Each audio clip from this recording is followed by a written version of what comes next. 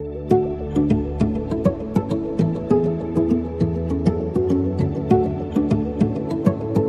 वालेकुम बच्चों, आज की कहानी का नाम है इत्तेहाद में बरकत है।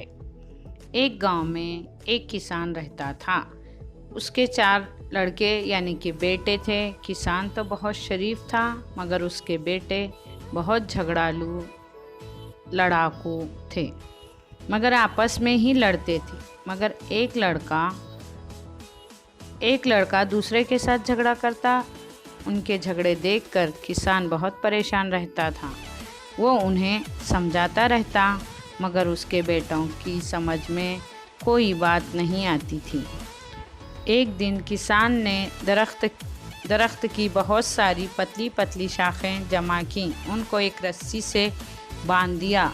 बड़े बेटे को बुलाकर कहा कि उन्हें तोड़ दें। बड़े लड़के ने बहुत सी कोशिश की, वो शाखें टस से मस न हुई। फिर उसने छोटे लड़के को बुलाया, फिर उससे छोटे लड़के को बुलाया, फिर सबसे छोटे बेटे को बुलाया। पतली शाखों को तोड़ना चाहा, मगर भी नाकाम रहे। किसान ने उन शाखों को अलग अलग करने को कहा और एक लड़के से कहा वो शाखें तोड़ दें। तो बारी बारी वो लड़के उस शाख को तोड़ दिया। लड़कों ने अपने वालिद के कहने पर सब काम किए, मगर उनकी समझ में ये बात नहीं आई कि उनके वालिद ने क्यों करवाया है।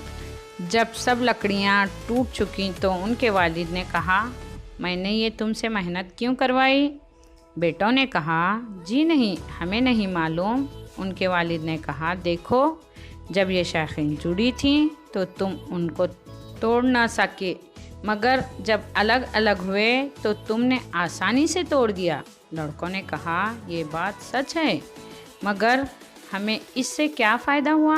वालिद ने कहा, अगर तुम मिलजुल कर रहो तो तुम्हें कोई नुकसान नहीं पहुंचा सकेगा, लेकिन तुम अलग अलग रहोगे तो हम सब नुकसान में रहेंगे।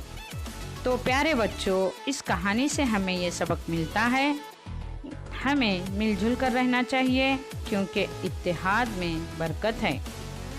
अच्छा बच्चों, हम भी हमारे दोस्त भाई बहन से मिलजुल कर रहेंगे। अल्लाह हाफिज़।